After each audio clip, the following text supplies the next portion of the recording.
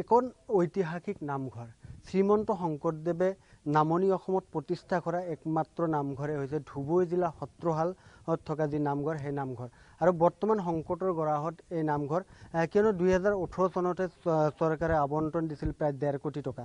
নামঘৰ নিৰ্মাণৰ অৰ্থে কিন্তু 2018 চনৰ পৰা এতিয়ালৈকে কিন্তু সম্পূৰ্ণ হৈ নুঠিল সেই নামঘৰটো মোৰ সতীৰ্থ ভিডিঅ' জাৰ্নেলিষ্ট পৱনে দেখুৱাইছে প্ৰথমতে মই প্ৰাগত দৰ্শকক দেখুৱাই লৈছোঁ এইটোৱে হৈছে এই যিটো নামঘৰ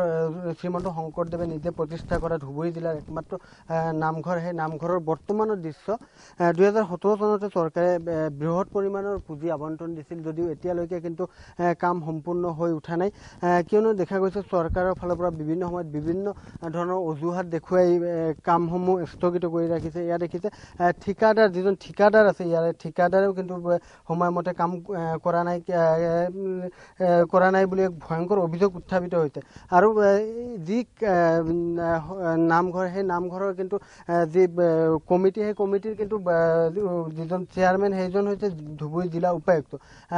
উপায়ুক্তগৰাকীও কিন্তু এই ক্ষেত্ৰত গা এৰা মনোভাৱেৰে চলি আছে কিয়নো দেখা গৈছে যে দীৰ্ঘদিনৰ পৰা কাম আৰম্ভ কৰিছে যদি এতিয়ালৈকে সম্পূৰ্ণ কৰিব পৰা নাই বিভিন্ন সময়ত বিভিন্ন ধৰণৰ অজুহাত দেখুৱাইছে এতিয়া যিহেতু কৰোনা মহামাৰী সেই কৰোনা মহামাৰীৰ সময়ত কাম সম্পূৰ্ণৰূপে স্থগিত ৰাখিছে যাৰ ফলত বিভিন্ন সমস্যাৰ সন্মুখীন হ'বলগীয়া হৈছে সত্ৰ পৰিচালনা কমিটি আৰু মোৰ লগত বৰ্তমান উপস্থিত আছে সদৌ সত্ৰ মহাসভাৰ সভাপতি আমি তেখেতৰ পৰা জানিবলৈ চেষ্টা কৰিম যে কিমান দিনৰ পৰা কাম চলি আছে আৰু আপোনালোকে কি কি সমস্যাৰ সন্মুখীন হ'বলগীয়া হৈছে আমাৰ সমস্যা এইটোই প্ৰথম সমস্যা যে কামখিনি আমাৰ খুব দ্ৰুতভাৱে হ'ব লাগে কাৰণ কাম কি কয় আৰম্ভ অৰ্ডাৰ মাৰ্চতে দিছিল জানুৱাৰীতে দিছিল কিন্তু আজি কৰিম কালি কৰিম মাৰ্চৰ আৰম্ভ কৰিলে যি হওক সেই 3 মাহ যদি মাৰ্চ কি কয় জানুৱাৰী ফেব্ৰুৱাৰী মাৰ্চলৈ যদি 3 মাহ ভালদৰে কাম কৰিলেহেঁতেন তেনেহ'লে বহুখিনি কাম হ'লহেঁতেন কিন্তু তেতিয়াও আজি ইটো কালি সেইটো এনেকুৱা আৰু এতিয়া যিখিনি হৈছে এই লাহে লাহে এদিন কাম কৰে যদিও এমাহ বহি থাকে মিস্ত্ৰী কাম কৰা নাই বস্তু নাপায়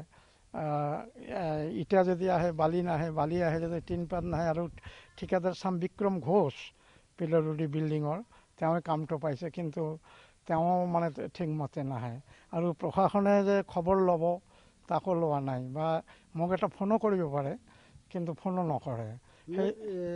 যেহেতু চেয়াৰমেন গৰাকী হ'ল উপায়ুক্তগৰাকী নিজে এই ক্ষেত্ৰত উপায়ুক্তগৰাকীয়ে কেনেকুৱা ব্যৱস্থা গ্ৰহণ কৰিছে উপায়ুক্তগৰাকী কি ব্যৱস্থা কৰিছে গম নাপাওঁ আৰু তেওঁ আমাক নজনায়ো ফোনো নকৰে আৰু মই ফোন কৰিলেও ফোন নধৰে আজিকালি আগে ধৰিছিল আজিকালি ফোন নধৰে তেখেত সেইকাৰণে ময়ো আৰু কৰা নাই চুপচাপ বহি আছোঁ কাৰণ আমি সত্ৰৰ মানুহ আমাৰো সত্ৰৰ এটা সন্মান আছে গোটেই অসমতে গতিকে তেওঁৰ জেগাত আছে মোৰ জেগাত আছোঁ আজি ইমান দিন হ'ল 4 মাহ হ'ল মানে ক'লো নহয় 2018 ফেব্ৰুৱাৰীৰ 17 তাৰিখে মিটিং হৈছিলে এই বিষয়ে তাৰপাছত আৰু কোনো মিটিঙে হোৱা নাই কৰোণাটো আহিল সিদিনা মাৰ্চত আৰু ক'লেও বেয়া পায় যে সত্ৰাধিকাৰে এনেকৈ কয় সঁচা কথা ক'লে বেয়া পায় গতিকে থাকক হওক কি কৰে চৰকাৰে আমি তাকে চাই আছোঁ যিহেতু যিটো আপোনালোকৰ কীৰ্তন ঘৰ আছিল বা মণিকূট আছিল দীৰ্ঘদিনৰ পৰা ভাঙি থোৱা হৈছে বিভিন্ন সমস্যাৰ সন্মুখীন হ'বলগীয়া হৈছে বিভিন্ন সমস্যা মানে আমি এতিয়া ভাদ্ৰ মাহ আহিছে নাম প্ৰসংগ কৰাৰ কাৰণে আমাৰ জেগা নাইছে অস্থায়ীভাৱে সৰু ঘৰ এটা কৰিছোঁ ভকত বহা মিলাবৰ অসুবিধা হৈছে এইটো এটা সমস্যা আমাৰ ডাঙৰ সমস্যা দেখা দিছে আৰু যিহেতু এখন ঐতিহাসিক সত্ৰ শ্ৰীমন্ত শংকৰদেৱে নিজে প্ৰতিষ্ঠা কৰা এখন সত্ৰ তাৰপিছতে চৰকাৰ বা প্ৰশাসনৰ এনেকুৱা গাফিলতি কিয় কি বুলি ভাবে এইটো এতিয়া গাফিলতি বুলি কি বুলি ভাবিম কাৰণ আমিতো ক'লেও কথা নুশুনে এতিয়া যাব ডিচি অফিচত তাত বহি থাকিব লাগিব তাৰপিছত মাতিব তেওঁৰ কাম বন কৰি আমি তেনেকৈ যাব নোৱাৰোঁ গতিকে তেওঁ যদি মাতিল হয় বোলে আপুনি অমুক দিন আহক বা তেওঁ নিজে অন্যান্য সত্ৰবিলাকত উপায়ুক্ত বা ডিচি মহোদয়ে নিজে যায় কওকচোন কি অসুবিধা হৈছে কিন্তু তেওঁ 2018 পাছত তেওঁৰ সেই মিটিঙৰ পাছত এদিন নে দুদিন আহিছে তাৰপিছত আৰু অহা নাই আমাক মাতিলেও আমি যাওঁ বা তেওঁ নিজে আহিব পাৰে বা খবৰ দিব পাৰে বোলে মই অমুক দিনা গৈ আছোঁ কি অসুবিধা হৈছে কোনো খবৰ লোৱা নাই পিডব্লিউডিৰ দৰে আছে হ'ব কৰিব এনেকুৱা কথাটো আৰু হয় নিশ্চয়কৈ যে শ্ৰীমন্ত শংকৰদেৱে নিজে প্ৰতিষ্ঠা কৰা ধুবুৰী জিলাৰ একমাত্ৰ সত্ৰ হৈছে এইখন সত্ৰশালত থকা যি সত্ৰ আৰু মোৰ সতীৰ্থ ভিডিঅ' জাৰ্নেলিষ্ট পৱনে দেখুৱাইছে অকল ভীতি প্ৰায় 6 মাহ অতিক্ৰম কৰিলে অকল ভীতিলৈকে গাঁথনি যি ইটাৰ গাঁথনি সেয়া কৰি দায়িত্ব সামৰিছে আৰু দীৰ্ঘদিনৰ পৰা এইদৰে যি কীৰ্তন ঘৰ হওক বা মণিকূটে হওক সেইসমূহ ভাঙি থৈ দিয়া হৈছে যাৰ ফলত বিভিন্ন সমস্যাৰ সন্মুখীন হ'বলগীয়া হৈছে সত্ৰ পৰিচালনা কমিটিৰ লগতে যিসকল ভকত বৈষ্ণৱ আছে তেওঁলোকে বিভিন্ন সমস্যাৰ সন্মুখীন হ'বলগীয়া হৈছে তেওঁলোকে যিদৰে কীৰ্তন